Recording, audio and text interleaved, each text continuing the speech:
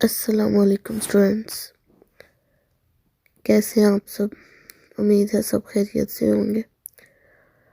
Students, आज हमारा जो टॉपिक है वो दो छोटे छोटे टॉपिक हमने कवर करने हैं। एक तो हमारे पास है साइटोप्लाज्म और दूसरा है साइटोस्केलेटन। बिल्कुल ये छोटे छोटे से टॉपिक है। तो सबसे पहले साइटोप्लाज्म को देख लेते हैं कि ये क्या चीज़ है, और उसके बाद हम साइटोस्केलेटन को देखेंगे। साइटोप्लाज्म के बारे में मैं आपको पहले भी जो है वो बता चुकी हूँ। जब से हमने सेल शुरू किया मुसलसल जो है वो हम डायग्राम्स देखते जा रहे हैं, जिसमें आपको जो है वो मैंने सेल मेम्ब्रेन के बारे में बताया, साइटोप्लाज्म के बारे में बताया, न्यूक्लियस के बारे में बताया। लास्ट टॉपिक जो था वो हमारा न्यूक्लियस था। तो अब इससे पहले कि हम बाकी ऑर्गेनेलिज को पढ़ें, तो सबसे पहले हम साइटोप्लाज्म को जो है वो पढ़ लेते हैं। साइटो का वर्ड जो है बच्चों जहाँ पर भी आ जाए उस वो टर्म जो है वो इसको इट मीन्स कि वो सेल के लिए इस्तेमाल हो रही है। ठीक है, साइटो मीन्स सेल। ठीक है, और प्लाज्म मीन मतलब प्लाज्म किसी भी हम मादे को कह देते हैं। ठीक है, साइटोप्लाज्म यानी कि सेल के अंदर मौजूद मादा जिसके अंदर तमाम ऑर्गेनेलिज जो हैं वो फ्लोट कर रहे होते हैं, तैर रहे होते हैं, उसको हम क्या कहते हैं, साइटोप्लाज्म कहते हैं। इसकी डेफिनेशन देखें सबसे पहले। A semi viscous and semi transparent material between the plasma membrane and nuclear envelope. Plasma membrane के बारे में मैंने आपको बताया था, या सेल मेम्ब्रेन जिसको हम कहते हैं, आउटर कवरिंग होती है। ठीक है, ये देखें सेल मेम्ब्रेन, उसके बाद सेंटर में जो है वो न्यूक्लियस होता है, और न्यूक्लियस और प्लाज्मा मेम्ब्रेन के दरमियान में ये जो जेली लाइक मटेरियल है उसको हम क्या कह देते हैं। ये हमारे पास क्या है जी, ये हमारे पास साइटोप्लाज्म है।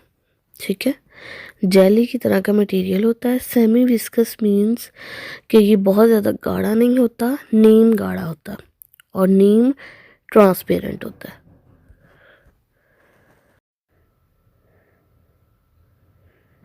सेमी ट्रांसपेरेंट का मतलब जो है वो होता है नीम शफाफ। ट्रांसपेरेंट कोई चीज़ हो तो उसका मतलब होता है कि बिल्कुल शफाफ, साफ, यानी कि जिसकी हम एक साइड से दूसरी साइड पे देख सकें।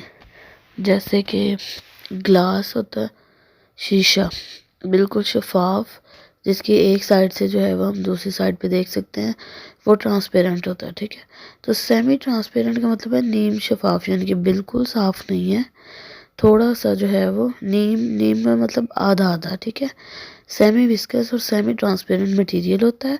कहाँ पर होता है ये बता दिया मैंने आपको कि ये न्यूक्लियस और प्लाज्मा मेम्ब्रेन या सेल मेम्ब्रेन के दरमियान में होता है, उसको हम कहते हैं साइटोप्लाज्म।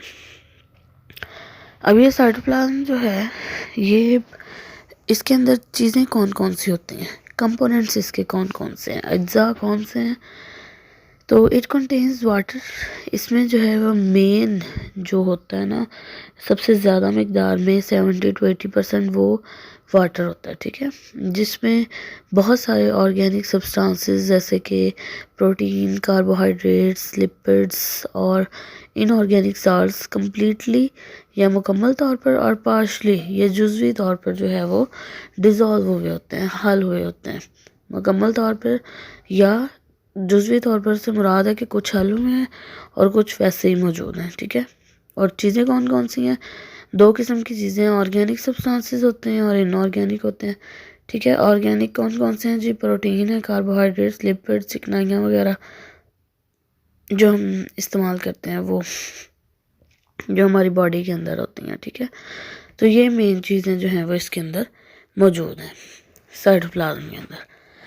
अब नेक्स्ट बात कर लेते हैं कि जो साइटोप्लाज्म है ये काम क्या करता है। ठीक है, तो मेन जो है वो इसके दो फंक्शन है। एक तो ये कि it provide space for the proper functioning of organelles, के शुरू से हम पढ़ते आ रहे हैं कि ऑर्गेनेलिज साइटोप्लाज्म के अंदर तैर रहे होते हैं, फ्लोट कर रहे होते हैं। तो अब वो फ्लॉट क्योंकि साइटोप्लाज्म के अंदर कर रहे हैं तो जाहिर सी बात है कि उनके जितने भी फंक्शंस होंगे वो परफॉर्म भी उधर ही करेंगे। तो उनको उनका काम करने के लिए जो जगह प्रोवाइड करेगा वो कौन करेगा, वो साइटोप्लाज्म ही करेगा, स्पेस देगा। ठीक है, एक तो ये उसका काम है। दूसरा जो है वो it acts as a site for many biochemical reactions.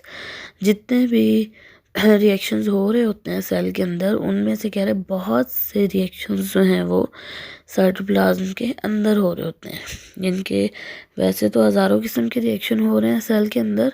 उन रिएक्शंस में से काफ़ी हद तक बहुत से रिएक्शन जो हैं वो इधर हो रहे हैं साइटोप्लाज्म के अंदर। मिसाल दी हुई है जी, मिसाल के तौर पर ग्लाइकोलिसिस जो है वो ब्रेक डाउन है ग्लूकोज की। ग्लाइको का वर्ड जहाँ पर आ जाए वो ग्लूकोज के लिए होता है, और लाइसिस का मतलब होता है टू ब्रेक। ग्लाइको मतलब ग्लूकोज और लाइसिस मतलब टू ब्रेक, यानी कि ग्लूकोज को तोड़ना, उसको ब्रेक करना जो है वो काम ड्यूरिंग सेलुलर रेस्पिरेशन, सेल के सांस लेने के अमल के दौरान। जाहिर सी बात है सांस लेने के अमल के लिए जो है वो एनर्जी चाहिए होती है। तो एनर्जी कहाँ से आती है? एनर्जी जो है वो ग्लूकोज को तोड़ने से जो है वो हमें हासिल होती है। ठीक है, तो ग्लूकोज टूटेगा, एनर्जी मिलेगी, उसी एनर्जी को जो है वो सेल इस्तेमाल करेगा सांस लेने के लिए। तो वो जो ग्लूकोज का टूटना है वो कहाँ पर सरंजाम पा रहा है? वो असल में यहीं पर साइटोप्लाज्म के अंदर ही हो रहा है। ठीक है, यानी कि मिसाल दी है कि इतना बड़ा जो बायोकेमिकल रिएक्शन है जो कि ज़िंदगी के लिए बहुत ज़रूरी है, वो रिएक्शन कहाँ पर हो रहा है? साइटोप्लाज्म में हो रहा है। तो इस रिएक्शन की अहमियत से जो है वो हम अंदाज़ा लगा सकते हैं कि साइटोप्लाज्म जो है वो कितना इम्पॉर्टेंट है किसी भी सेल के स्ट्रक्चर में, उसके फंक्शन में। ठीक है, उसके बाद हमारा नेक्स्ट जो टॉपिक है वो साइटोस्केलेटन है। साइटो का मैंने आपको बता दिया कि वर्ड जहाँ पर भी साइटो आएगा इट मीन्स कि वो सेल के लिए टर्म जो है वो इस्तेमाल हो रही है। ठीक है, साइटो मीन्स सेल, और स्केलेटन जो है वो ढांचे को कहते हैं।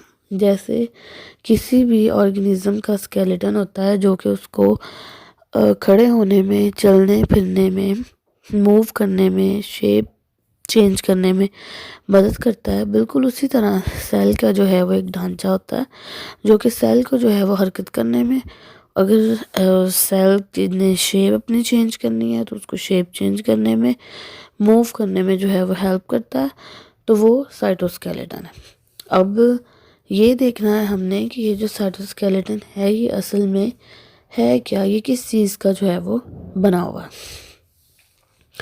तो it is a network of microtubules. ये माइक्रोट्यूब्यूल्स और माइक्रोफिलामेंट्स का जो है वो बना हुआ है। ठीक है, यानी कि एक नेटवर्क है, ये एक जाल है माइक्रोट्यूब्यूल्स। माइक्रो मीन्स, माइक्रो का मतलब होता है छोटा, और ट्यूब्यूल्स यानी कि छोटे ट्यूब्स का, और माइक्रोफिलामेंट्स छोटे धागों का। ठीक है, छोटे छोटे ट्यूब्स और छोटे छोटे धागों का एक नेटवर्क है जिसको हम क्या कह देते हैं? इसको हम साइटोस्केलेटन कहते हैं। अब माइक्रोट्यूब्यूल्स की हम अलग से जो है वो पढ़ लेते हैं definition. Microtubules are made up of tubulin protein. नाम से पता चल रहा है, एक तो ट्यूब्यूल्स का वर्ड आ गया तो याद रखिएगा प्रोटीन कौन सी है? ट्यूब्यूलन प्रोटीन। ठीक है, ट्यूब्यूलन प्रोटीन से ये बने हुए होते हैं।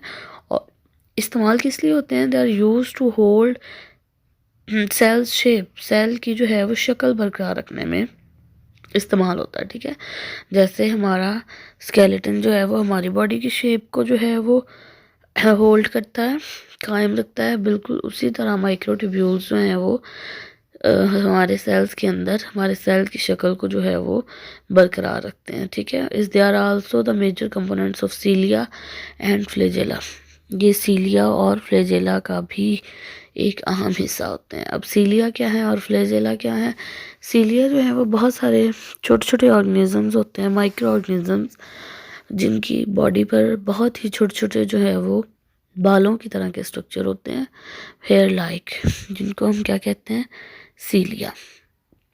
यहाँ पर एक डायग्राम मैंने ऐड की, ये देखें। ऑर्गेनिज्म है, ठीक है। ये उसकी बॉडी के गिर्द ग्रीन कलर के जो हैं वो छोटे छोटे से धागे हैं जो कि उसको मूव करने में एक जगह से दूसरी जगह जो है वो हेल्प करते हैं। इनको हम सीलिया कहते हैं। बहुत सारे धागे हों तो उनको हम सीलिया कह देंगे। और इस तरह जब एक ही धागा हो लंबा सा और वो ऑर्गेनिज्म को जो है वो मूव आउट करने में हेल्प करे तो उसको हम कह देते हैं फ्लैजेला। एक हो धागा चाबुक की तरह लंबा सा तो उसको हम फ्लैजेला कह देते हैं। और जब बहुत सारे हों और छोटे छोटे धागे हों ब्रिसल्स की तरह तो उसको हम कह देते हैं, ये क्या है, ये हमारे पास सीलिया है, ठीक है। तो सीलिया और फ्लैजेला जो हैं वो किस चीज़ से बने हुए होते हैं, ये माइक्रोट्यूब्यूल्स से बने हुए होते हैं। उसके बाद माइक्रोफिलामेंट्स हैं, ये किस चीज़ से बने हुए हैं, अभी दोनों प्रोटीन से बने हुए हैं। वो हमने पढ़ा कि ट्यूबुलिन प्रोटीन से बना हुआ है, तो ये जो है ये एक्टिन प्रोटीन से बना हुआ है, ठीक है। दे आर थिनर, ये पतले होते हैं और they help the cell to change its shape, और सेल को जो है वो उसकी शक्ल चेंज करने में मदद देते हैं, ठीक ठीक है। तो ये हमारे दो छोटे छोटे टॉपिक्स थे जो हमने आज कवर किए। अगर आप लोगों को इन टॉपिक्स की समझ आ गई है तो हमारी वीडियो को जो है वो लाइक करें, चैनल को सब्सक्राइब करें और जहाँ रहें खुश रहें, पढ़ते रहें। और अगर आप लोगों को समझ आ जाए तो दूसरों को भी पढ़ाते रहें, ठीक है जी। अगर आपका कोई क्वेश्चन है तो कमेंट सेक्शन में जो है वो ज़रूर पूछें। अल्लाह हाफिज़।